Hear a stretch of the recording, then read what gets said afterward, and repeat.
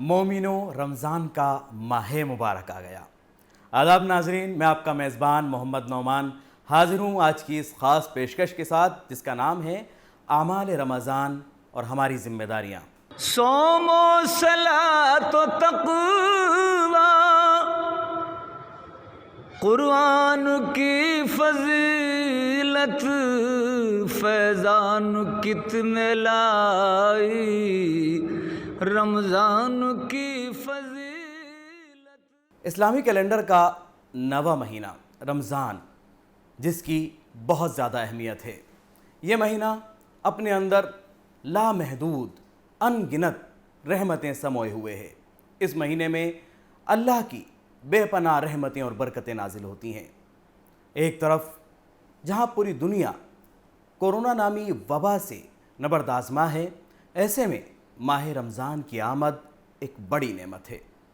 اللہ کے نبی حضرت محمد مصطفیٰ صلی اللہ علیہ وسلم نے فرمایا کہ رمضان کے مہینے میں میری امت کو 5 نعمتیں دی گئیں جو مجھ سے پہلے کسی نبی کو نہیں دی گئیں۔ پہلی، رمضان کی رات میں اللہ تعالیٰ اپنے بندوں کو رحمت کی نگاہ سے دیکھتے ہیں۔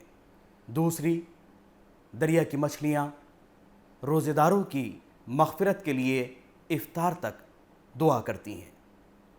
تیسرے، روزے دار کے منہ کی بو اللہ کے نزدیک مشک کی خوشبو سے زیادہ بہتر ہے۔ چوتھی، اس مہینے میں سرکش شیاطین قید کر دیے جاتے ہیں اور ہر دن جنت کو اللہ کے بندوں کے لیے آراستہ کیا جاتا ہے۔ اور 5ویں نعمت، رمضان کی آخری رات میں اہل ایمان کی بخشش کر دی جاتی ہے۔ ناظرین، رمضان کے مہینے کی اور کیا فضیلت ہے، کیا اہمیت ہے، کون سے اعمال خاص ہیں اور ان حالات میں رمضان کو ہم کس طرح سے منائیں، آج کی اس خاص پیشکش میں ہم بات چیت کریں گے اپنے خاص مہمان کے ساتھ۔ لیکن اس سے پہلے آئیے ڈالتے ہیں نظر رمضان کی اہمیت پر۔ رمضان المبارک اسلامی مہینوں کے 9ویں مہینے کا نام رمضان ہے۔ رمضان اسلامی مہینے شعبان کے بعد آتا ہے۔ اس مہینے کا شمار اسلام کے سب سے پاک مہینوں میں کیا جاتا ہے۔ اسلامی تاریخ کے مطابق سن 2 ہجری میں مسلمانوں پر روزے فرض کیے گئے۔ قرآن پاک کے دوسرے سپارے کی آیت 182 میں اللہ تعالیٰ فرماتا ہے، یا ایھا الذین آمنوا کتب علیکم الصیام کما کتب علی الذین من قبلکم لعلکم تتقون، یعنی اے ایمان والو، تم پر روزے فرض قرار دیے گئے جس طرح سے تم سے پہلے لوگوں پر فرض قرار دیے گئے تھے تاکہ تم اللہ کا تقوی اختیار کر سکو۔ اسی لیے اس پورے مہینے میں دنیا بھر کے مسلمان روزے کا اہتمام کرتے ہیں۔ رمضان کے شروعاتی 10 دنوں میں اللہ اپنے بھوکے پیاسے بندوں پر رحمتیں برساتا ہے۔ روزے دار ان 10 دنوں میں شب و روز خدا کی عبادت اور ذکر و اذکار کرتے ہوئے خدا کی ان رحمتوں کا طلبگار رہتا ہے۔ سال میں کچھ دنوں کے لیے کھانے پینے سے پرہیز رکھنا انسانی صحت کے لیے کافی فائدہ مند ثابت ہوتا ہے۔ اس لیے روزے کا تعلق انسان کی صرف روحانی پاکیزگی سے ہی نہیں بلکہ اس کا براہ راست تعلق انسان کی صحت اور تندرستی سے بھی جڑا ہے۔ روزے کا تعلق صرف خدا کی عبادت اور تسبیحات تک محدود نہیں ہے بلکہ اس کا تعلق انسان کی زندگی کے ہر پہلو سے جڑا ہے۔ آج پوری دنیا جس طرح کورونا وبا سے بدحال ہے، ایسے میں ہر شخص کی ذمہ داری ہے کہ وہ تمام ضرورت مندوں کی مدد کریں اور ان تمام چیزوں کی احتیاط برتیں کہ جس سے یہ بیماری مزید نہ پھیل سکے۔ ناظرین، بلا شبہ رمضان المبارک کا مہینہ باقی مہینوں کا سردار ہے۔ اللہ تعالیٰ نے اپنے بندوں کے گناہوں کو معاف کرنے کے لیے رمضان المبارک کا یہ مقدس مہینہ مسلمانوں کو تحفہ عطا کیا ہے۔ اس مہینے میں مسلمان اپنے رب کو راضی کرتے ہیں، اپنے گناہوں کی بخشش اپنے رب سے طلب کرتے ہیں۔ اس مہینے کو 3 حصوں میں تقسیم کیا گیا ہے۔ اللہ کے نبی نے فرمایا کہ یہ ایک مہینہ ہے جس کا پہلا عشرہ رحمت، دوسرا مغفرت اور تیسرے میں دوزخ سے رہائی عطا کر دی جاتی ہے۔ آج کی اس خاص پیشکش میں ہم رمضان کے عشروں کو سمجھیں گے اور یہ بھی جانیں گے کہ گھر میں رہ کر انفرادی طور پر کس طرح زیادہ سے زیادہ نیک اعمال کیے جائیں، کیونکہ وبا کے سبب اجتماعیت سے دور رہنا بھی اللہ کے نزدیک ایک پسندیدہ عمل ہے۔ جہاں بیماری کا خطرہ ہو وہاں شریعت بھی کہتی ہے کہ احتیاطی تدابیر اختیار کی جائیں۔ اسی لیے پوری دنیا میں علماء نے لوگوں کو ہدایت دی اور فیصلہ کیا کہ لاک ڈاؤن کیا جائے، اور اسی وجہ سے حرمین کو خالی کر دیا گیا۔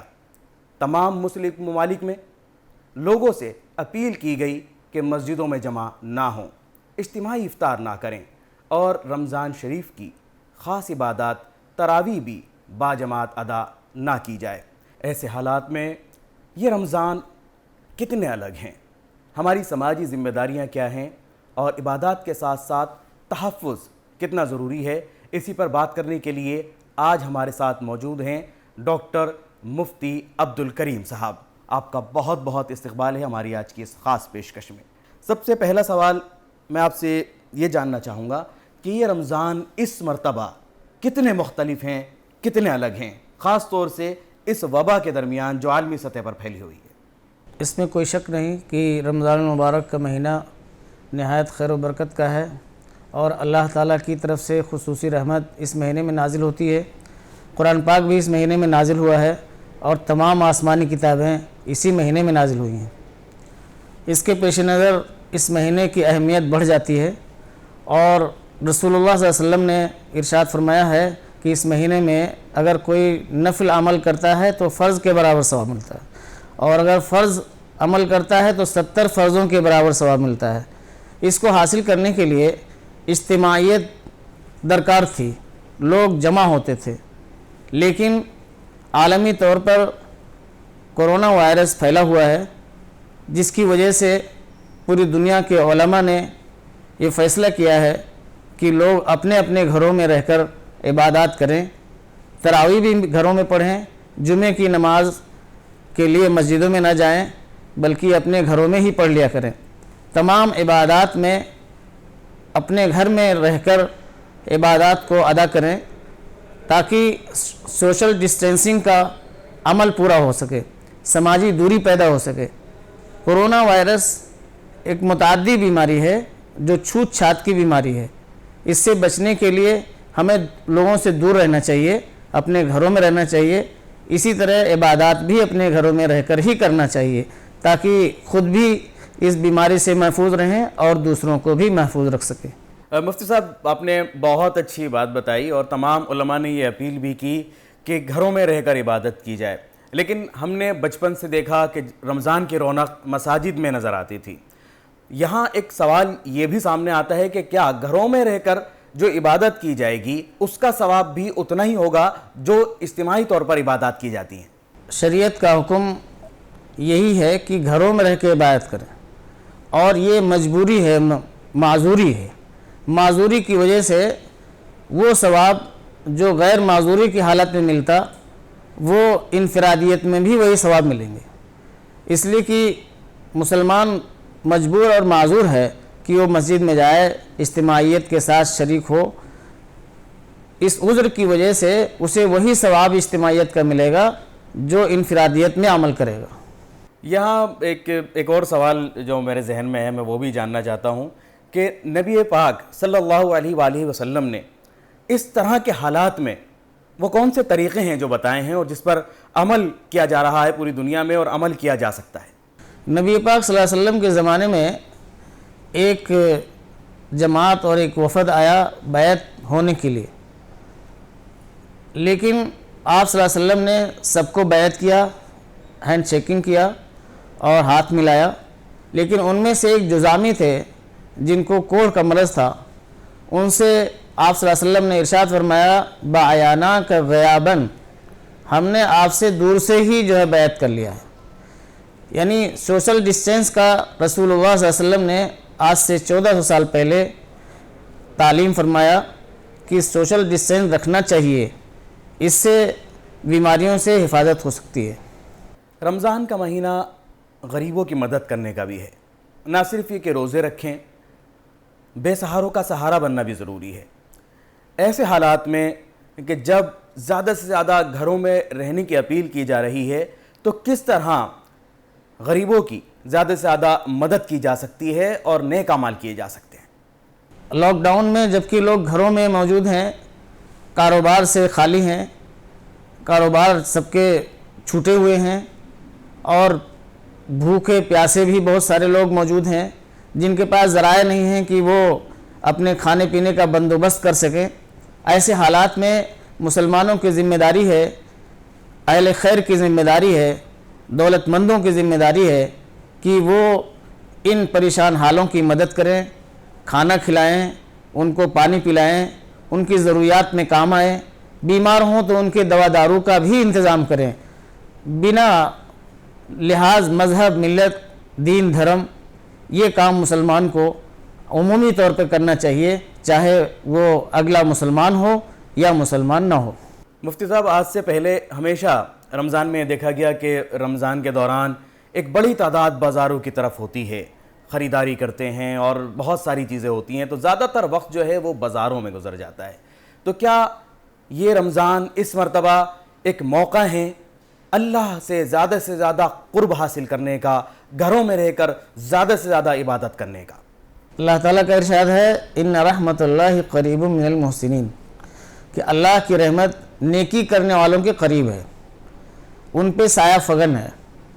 اس لاک ڈاؤن میں مسلمانوں کے لیے ایک بہترین موقع ہے کہ اپنے گھروں میں رہ کر کے زیادہ سے زیادہ عبادات میں مشغول رہیں، جس سے وہ رحمت کے قریب ہوں گے، محسنین اور مومنین کی لسٹ میں ان کا نام آئے گا، اور اللہ کا تقرب حاصل ہوگا، اللہ تعالیٰ کا قرب حاصل ہوگا، ولایت حاصل ہوگی، اور اللہ تعالیٰ کے مقبول بندے ہو جائیں گے۔ تو ان اوقات کو، فارغ اوقات کو غنیمت سمجھنا چاہیے، اور ذکر، اذکار، تسبیح، استغفار، درود شریف، تلاوت کلام پاک میں اپنے آپ کو مشغول رکھنا چاہیے۔ یعنی گھروں پر زیادہ سے زیادہ نیک اعمال میں مشغول رہیں، قرآن پاک کی تلاوت کریں، عبادات کریں، دعا کریں۔ ناظرین، بات چیت کا سلسلہ جاری رہے گا، لیکن یہاں پر ایک سنتے ہیں نعت پاک۔ خوشیوں کی بہاریں لایا، خوشیوں کی بہاریں لایا، رمضان مبارک آیا، خوشیوں کی بہاریں لایا، رمضان مبارک آیا، قرآن کی تلاوت ہوگی، بھرپور عبادت ہوگی، قرآن کی تلاوت ہوگی، بھرپور عبادت ہوگی، قرآن کی تلاوت ہوگی، بھرپور عبادت ہوگی، قرآن کا تحفہ لایا،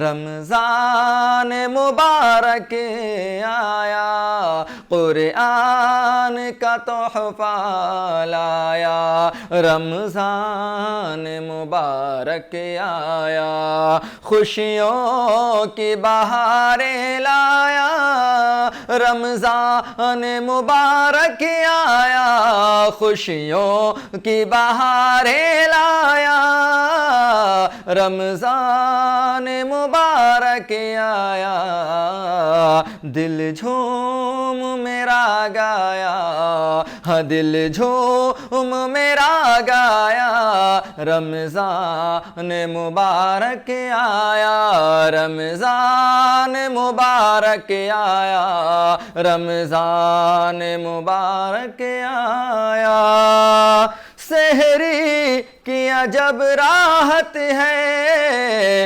افطار میں وہ رونق ہے، سحری کی عجب راحت ہے، افطار میں وہ رونق ہے، ایک کیف عجب ہے چھایا رمضان مبارک آیا ایک کیف عجب ہے چھایا رمضان مبارک آیا رمضان مبارک آیا رمضان مبارک آیا خوشیوں کی بہاریں لایا رمضان مبارک آیا دل جھوم میرا گایا دل جھوم میرا گایا رمضان مبارک آیا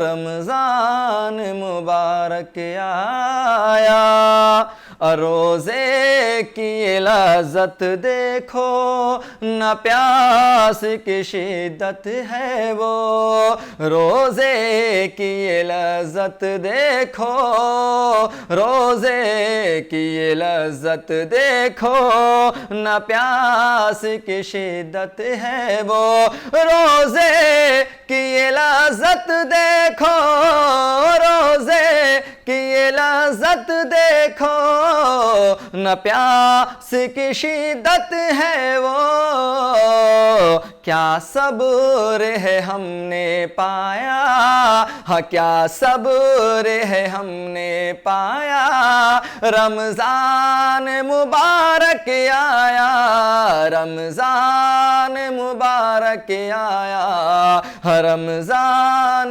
مبارک آیا خوشیوں کی بہاریں لایا خوشیوں کی بہاریں لایا رمضان مبارک آیا رمضان مبارک آیا سب معاف گناہ کر دے یا رب سب معاف گناہ کر دے جنت بھی عطا کر دے سب معاف گناہ کر دے ہاں سب معاف گناہ کر دے جنت بھی عطا کر دے زہرا کا ملے سایہ ہاں زہرا کا ملے سایہ رمضان مبارک آیا خوشیوں کی بہاریں لایا رمضان مبارک آیا دل جھوم میرا گایا ہاں دل جھوم میرا گایا رمضان مبارک آیا رمضان مبارک آیا رمضان مبارک آیا سبحان اللہ. ابھی آپ محظوظ ہو رہے تھے نعت پاک سے. اور سامعین اب سوال جواب کا سلسلہ دوبارہ شروع کرتے ہیں. مفتی صاحب یہ جو رمضان کی تقسیم کی گئی ہے 3 عشروں میں اس کے تعلق سے کون کون سی احادیث ہیں اور ان عشروں کی کیا اہمیت ہے؟ رمضان مبارک کا پورا مہینہ خیر و برکت کا مہینہ ہے. یہ مہینہ خیر خواہی اور ہمدردی کا مہینہ ہے. رسول اللہ صلی اللہ علیہ وسلم نے اس مہینے کو 3 حصوں پہ تقسیم فرمایا ہے. پہلا عشرہ رحمت کا اور دوسرا عشرہ مغفرت کا اور تیسرا عشرہ جہنم سے خلاصی کا اور نجات کا. ایسا کیوں ہے؟ اصل میں اللہ تبارک و تعالی جب بندوں کو روزے کی حالت میں دیکھتا ہے تو بہت خوش ہوتا ہے. اللہ تعالیٰ فرماتے ہیں کہ ان بندوں نے میری وجہ سے میرے حکم کی وجہ سے اپنی خواہشات کو چھوڑ دیا ہے. کھانا پینا چھوڑ دیا اور بھی تعلقات چھوڑ دیے جنسی تعلقات چھوڑ دیا. ان سب کو میری وجہ سے چھوڑا ہے. اس لیے اللہ تعالیٰ کی طرف سے خصوصی انعام اور رحمت شروع ہو جاتی ہے. پہلا عشرہ جیسے ہی روزہ شروع ہو جاتا ہے اللہ تعالیٰ کی طرف سے یہ انعامات شروع ہو جاتے ہیں. رحمت ایک وسیع مفہوم رکھتا ہے. اللہ تعالیٰ کا ارشاد ہے وَنُنَزِّلُ مِنَ الْقُرْآنِ مَا هُوَ شِفَاءٌ وَرَحْمَةٌ لِّلْمُؤْمِنِينَ. قرآن پاک بھی رحمت ہے رسول اللہ صلی اللہ علیہ وسلم کا وجود بھی رحمت تھا، اور اسی طریقے سے ماں باپ کے لیے دعا کیا گیا رب ارحمہما کما ربیانی صغیرہ، رب العالمین ان پر رحم فرما، یعنی ان پر شفقت فرما، ان کے بڑھاپے میں، ان کی معذوری میں ان کی مدد فرما۔ تو رحمت کا وسیع بہت مفہوم ہے۔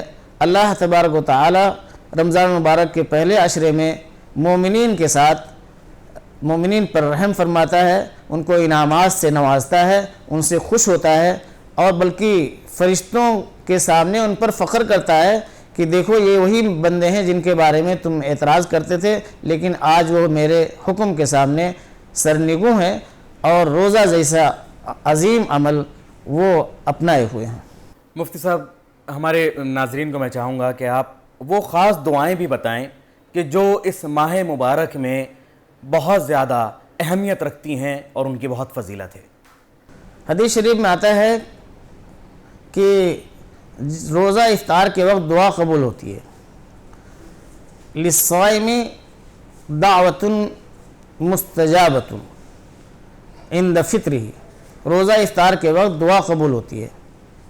سب سے مشہور دعا ہے یا واسع الفضل اغفر لی، روزہ افطار کرتے وقت یہ دعا پڑھنا چاہیے۔ روزہ افطار کرنے کے بعد یہ دعا پڑھنا چاہیے ذهب الظمأ وابتلت العروق وثبت الاجر انشاءاللہ۔ دونوں دعاؤں کا مطلب یہ ہے، پہلی دعا کا مطلب یہ ہے کہ اے وسیع فضل والے میری مغفرت فرما دے۔ دوسری دعا جو افطار کے بعد پڑھی گئی ہے اس کا مطلب ہے کہ پیاس بجھ گئی اور رگیں تر ہو گئیں، دل جو ہے خوش ہو گیا، اور انشاءاللہ اجر ثابت ہوگا، اجر ملے گا۔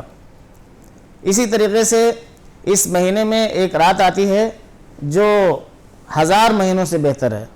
حضرت عائشہ رضی اللہ عنہ نے حضور صلی اللہ علیہ وسلم سے پوچھا کہ اگر یہ رات یعنی شب قدر مجھے مل جائے تو میں کون سی دعا کروں؟ آپ صلی اللہ علیہ وسلم نے ہدایت فرمایا کہ آپ یہ دعا کریے اللہم انک عفو تحب العفو فاعف عنی یا کریم، اے اللہ تو بہت معاف کرنے والا ہے، معاف کرنے کو پسند کرتا ہے، لہذا مجھے تو معاف فرما دے، اے کرم کرنے والے تو مجھے معاف فرما دے۔ مفتی صاحب، ایک سوال یہاں یہ بھی ضرور جاننا چاہوں گا کہ اس لاک ڈاؤن میں جہاں لوگ اپنے اپنے گھروں میں ہیں اور عبادات میں مصروف ہیں، ایسے میں جہاں مذہب اسلام پڑوسی کی ایک ذمہ داری جہاں بتائی گئی ہے اور اس کے حقوق بتائے گئے ہیں، وہ اس ماہ رمضان میں اور اس لاک ڈاؤن میں کتنے اہمیت کے حامل ہو جاتے ہیں وہ حقوق جو ایک پڑوسی کے اسلام نے بتائے ہیں؟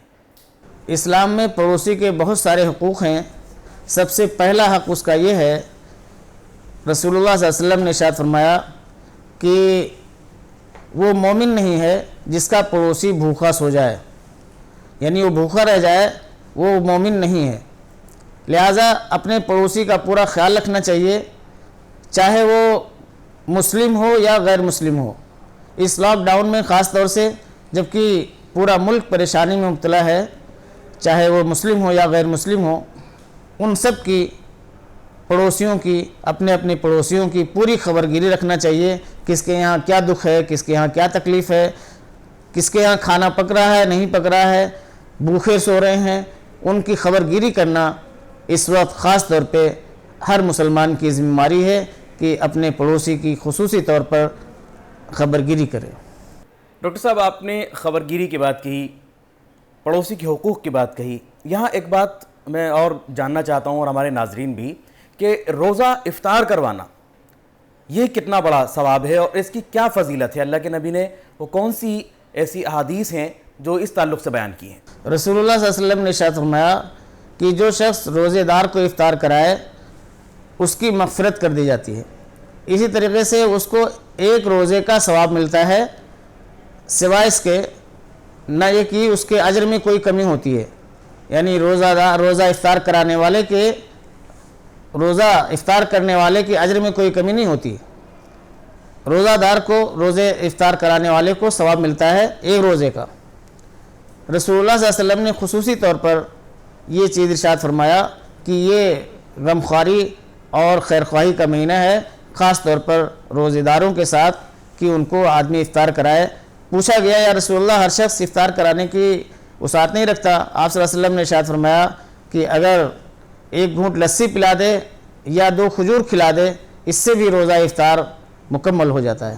ایک ڈاکٹر صاحب ایک بات بہت سنی ہے کہ جنت کا ایک خاص دروازہ ہے جس سے صرف روزدار ہی داخل ہوگا، اس تعلق سے میں چاہوں گا تھوڑی سی اگر آپ وضاحت کر دیں ہمارے ناظرین کے لیے۔ حدیث شریف میں آتا ہے کہ جنت کے 8 دروازے ہیں، جن میں سے ایک کا نام ریان ہے، یعنی سیرابی کا دروازہ۔ اس دروازے سے صرف روزے دار ہی داخل ہوں گے، یعنی ان کے اعزاز کے لیے خصوصی طور پر اللہ رب العزت نے جنت کا یہ دروازہ تیار کیا ہوا ہے۔ تو ناظرین، یہ رمضان کے عشرے ہیں، رحمت ہے، مغفرت ہے، اور یہ پورا مہینہ عبادت کا ہے۔ کورونا نامی اس وبا کے درمیان یہ مہینہ ہم سب کے لیے نعمت ہے، جس میں ہم قرآن کو سمجھیں، دعاؤں کے ذریعے اللہ سے اپنا رشتہ مضبوط کریں اور اجتماعی دعا کریں سب اپنے اپنے گھروں میں رہ کر کہ اس وبا سے پوری دنیا کو جلد سے جلد نجات ملے، اور اللہ کے نبی کے بتائے ہوئے طریقوں پر عمل کر کے ان حالات کے اندر اپنی زندگی گزاریں۔ خاص کر سوشل ڈسٹینسنگ کا خیال رکھتے ہوئے پوری کوشش کریں کہ خود بھی اپنے آپ کو، اپنے اہل خانہ کو اور دوسروں کو بھی اس وبا سے، اس بیماری سے محفوظ رکھیں۔ ہماری آج کی اس خاص پیشکش میں بس اتنا ہی۔ ناظرین، ہم شکر گزار ہیں ہمارے آج کے خاص مہمان ڈاکٹر مفتی عبدالکریم صاحب کے، جنہوں نے آج رمضان کے تعلق سے ہماری آپ کی اتنی رہنمائی فرمائی۔ ہماری آج کی اس پیشکش میں فی الحال اتنا ہی، ہم پھر حاضر ہوں گے رمضان کے ہی تعلق سے کسی ایک اور موضوع کے ساتھ۔ تب تک کے لیے ہماری پوری ٹیم کو دیجیے اجازت۔ خدا حافظ۔